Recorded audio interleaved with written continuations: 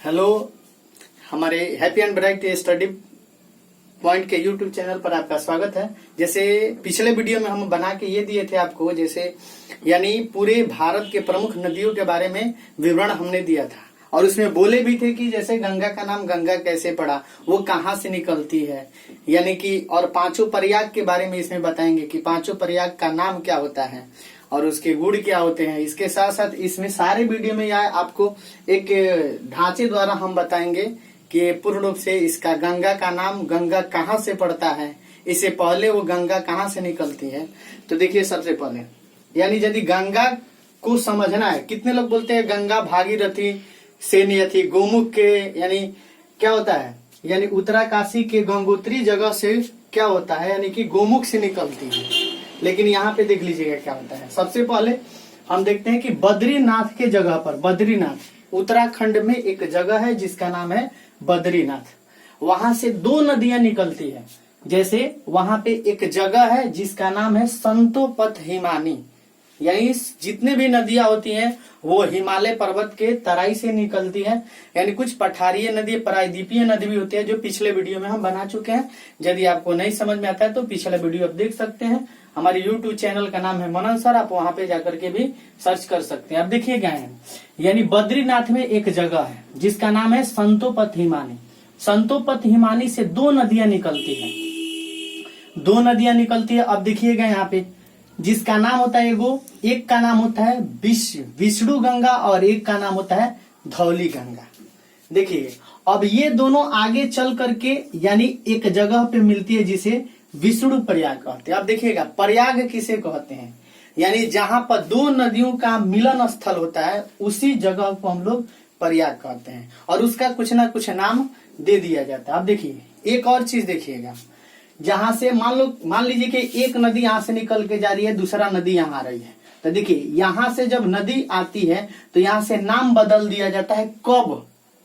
जब दोनों नदियों की गहराई आपस में बराबर हो, उस स्थिति में इनमें ना इस नदी का नाम दिया जाता है ना इस नदी का नाम दिया जाता है, यहाँ से नाम उसका क्या कर दिया जाता है, बदल दिया जाता है। यानी जब नदी की गहराइयां दोनों बराबर हो तो नदी जैसे आगे निकलेगी उसका नाम क्या हो जाएगा, चेंज हो जाता है। आज यदि एक नदी की गहराई कम हुआ, दूसरी नदी की गहराई ज्यादा हो, तो जो नदी की गहराई ज्यादा होती है उस नदी का नामकरण उसी नाम से आगे की ओर बढ़ता है। तो देखिए यहाँ से जो निकलती है, यहाँ विष्णु प्रयाग से, अब यहाँ पे तो ये दोनों नदियों की गहराई लगभग सेम होती है, इसलिए यहाँ से ये जो नदी निकलती है इसी नदी का नाम होता है अलकनंदा। यहाँ से देखिएगा, यहाँ से लेकर के और देव प्रयाग के बीच में जो भी नदी होता है वो क्या होता है, अलकनंदा होता है। अब देखिएगा, यहाँ से समझिएगा, अब इधर से एक नदी आती है जिसका नाम है नंदाकिनी। ये नंदाकिनी भी आके कहाँ मिल जाती है, यानी कि एक जगह प्रयाग का नाम है जिसे, यानी ये जहां अलकनंदा में आके मिलती है इसको बोलते हैं नंद प्रयाग कहते हैं। ये देख रहे हैं ना यहाँ पे। अब इसके साथ साथ देखिएगा एक और नदी इसी दिशा से निकल के आती है, तो जिसका नाम होता है पिंडार नदी, और ये आकर के फिर अलकनंदा में मिलती है। तो देखिएगा इस नदी की गहराई कम है, अलकनंदा की ज्यादा है, इसलिए यहाँ नंद प्रयाग से भी आगे बढ़ती है तो अलकनंदा के नाम से ही जाती है। ये पिंडार का भी क्या है, गहराई कम है, अलकनंदा का जाता है। ये कर्ण प्रयाग से आगे निकलती है, फिर भी इसका नाम अलकनंदा ही होता है। अब देखिएगा आगे थोड़ा और बढ़ते हैं। और देखिए ये केदारनाथ जगह है, केदारनाथ का तो नाम जानते ही हैं, बद्रीनाथ भी तीर्थ स्थल है, केदारनाथ भी तीर्थ स्थल है। यहाँ से एक नदी निकलती है जिसका नाम है मंदाकिनी, और ये मंदाकिनी निकल कर फिर अलकनंदा में जाके यहाँ पे मिलती है। जहाँ पे मिलती है उस जगह का नाम है रुद्र प्रयाग नाम है। अब देखिएगा ये फिर यहाँ पे इस मंदाकिनी नदी की, देखिए एक नंदाकिनी नदी है और एक मंदाकिनी है, दोनों में समझिएगा।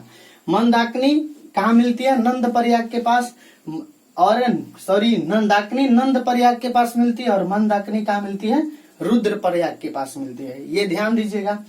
फिर भी यहाँ पे मंदाकिनी की गहराई अलकनंदा से कम होती है, जिसके कारण ये जैसे आगे बढ़ती है तो ये मिलती है कहाँ, यहाँ करके। अब देखिएगा, अब यहीं पे हमको मेन पॉइंट समझना है। यहाँ पे देव प्रयाग के पास एक देख लीजिएगा, उत्तरकाशी में, उत्तरकाशी उत्तराखंड का एक जिला है जहां पे एक जगह है गंगोत्री। और वह क्या है, वहां पे एक और स्थान है जिसका नाम है गोमुख। वहां से एक नदी निकलती है जिस नदी का नाम क्या होता है, भागीरथी कहते हैं। ये जैसे आगे बढ़ती है तो इसका एक सहयोगी नदी मिलती है यहाँ से, जिसको हम लोग क्या कहते हैं, यानी भिलांगना कहते हैं। ये नदी जो निकलती है और यहाँ आकर के मिल जाती है, समझ जाएगा ना। अब फिर भी ये नदी की गहराई भागीरथी की अधिक होती है और ये छोटा होता है, इसलिए जैसे आगे बढ़ता है ये नदी तो देख रहे हैं ना, ये आकर के देव प्रयाग यानी अलकनंदा में आके मिल जाती है। देखिए अब यहाँ से क्या होता है, ये देव प्रयाग के पास अलकनंदा आता है और भागीरथी आती है, तो इन दोनों की गहराई क्या हो जाती है, बराबर हो जाती है लगभग में। इसलिए यहाँ से जब गंगा निकलती है ना देव प्रयाग से, तो ये यहाँ से जो नदी निकलती है दोनों के मिश्रण से, तो ये क्या होता है, यानी हम क्या कहते हैं, यानी गंगा के नाम से जानते हैं। बस इतना समझना है। कितने लोग उत्तराखंड के लोग भागीरथी को ही गंगा कहते हैं, जैसे हिंदू पुराण में भी लिखा गया है, यानी गंगा जो होती है भागीरथी से मिलती है, ये चीज होता है इसमें। अब देखिएगा एक और इम्पोर्टेंट बात बता देते हैं यहाँ पे, ये जो देख रहे हैं ना भागीरथी और भिलांगना जहाँ पे मिलती है, यहाँ पे एक क्या है, टिहरी बांध है जो भारत की सबसे ऊंची बांध के नाम से हम लोग जानते हैं। एक भाखड़ा बांध होता है जिसकी ऊंचाई लगभग 225 मीटर होता है और इसकी लंबाई 260 मीटर होता है। कितने जगह 255 भी लिखा है। तो देखिएगा इन दोनों में ऊंचा क्या है, तो देखिए ये अपने अपने जगह पर ऊंचा है। जब आपको बांध परियोजना पढ़ाएंगे ना, उसका जब वीडियो बनाएंगे तब आपको बता देंगे कि कौन बड़ा बांध होता है कौन छोटा बांध होता है, समझ में आएगा ना। यानी बांध कई टाइप के होते हैं, यानी कि कर्ण बांध यानी कर्ण बांध होता है, उसी के बाद अर्थफिल बांध होता है, ग्रेविटी बांध होता है, ये सब बांध के प्रकार होते हैं। हमको बांध परियोजना के अंदर हम जाएंगे तो देखेंगे। अब देखिए ये चीज होता है। अब यही गंगा जाती है, ये बांग्लादेश में जाती है, तो वहां पे पद्मा के नाम से जाना जाता है। वहां के लोग भी इसे मुख्य रूप से भागीरथी ही यानी बहुत लोग बोलते हैं। अब देखिए हमारे हिंदू धर्म के अनुसार क्या होता है, हिंदू धर्म के अनुसार लोग बोलते हैं कि 5 प्रयाग यानी एक मनुष्य को नहाना चाहिए। ये धर्म की बात अलग है, हमको यहाँ पढ़ाई लिखना है। तो ये याद कैसे रखेंगे, जैसे देख लीजिएगा विष्णु जी ने जब जन्म लिया तो किस अवस्था में, नंद के रूप में।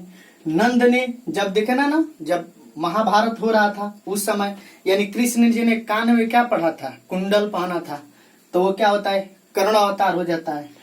और फिर उसके बाद से उन्होंने रुद्र मतलब माला होता है, माला का धारण किया, तो यहाँ रुद्र प्रयाग बन गया। यानी कि आपको हम ये चीज बता रहे हैं याद करने के लिए, ना कि ये ऐसे नाम पड़ा नहीं। यहाँ पे जहाँ पे सम्मेलन होता है उसको एक नाम से नाम दे दिया जाता है। तो ये याद करने का मैं तरीका बताता हूँ। विष्णु भगवान ने किस रूप में अवतार लिया, नंद के रूप में।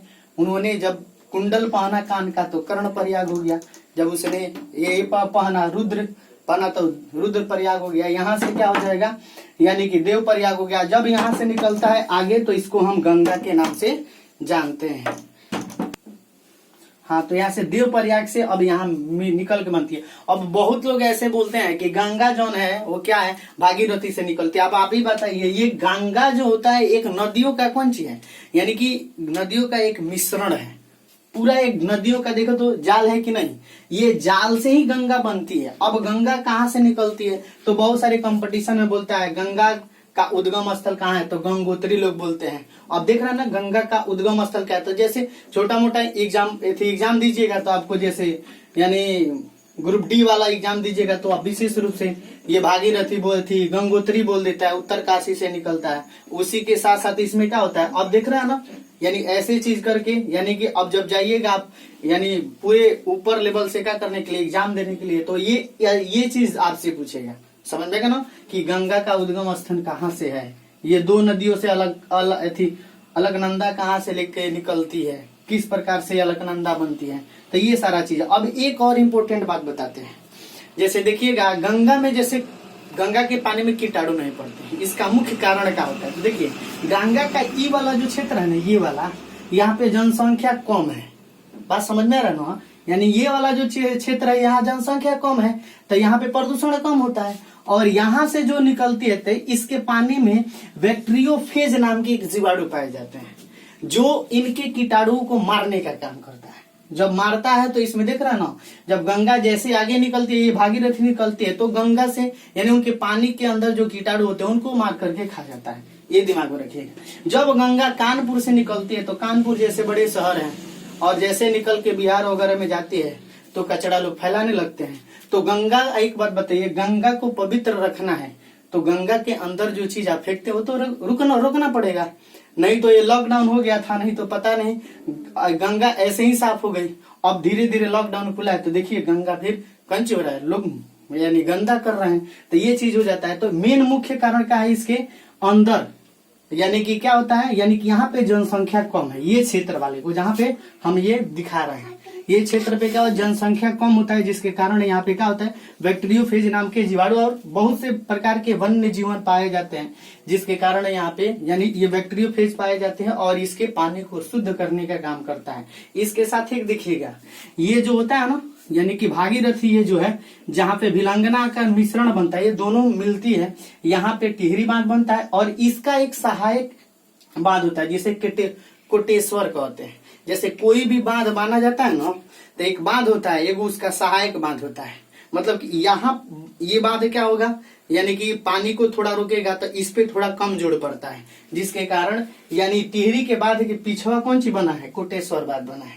तो ये कारण होता है, यानी कि गंगा यहाँ से निकलती है।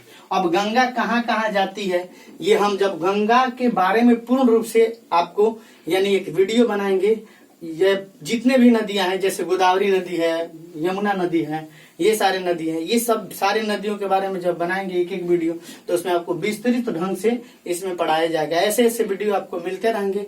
यदि अच्छा लगे तो कमेंट कीजिएगा और इसके साथ साथ शेयर जरूर कीजिएगा ताकि बहुत लोग जाकर के पढ़ें।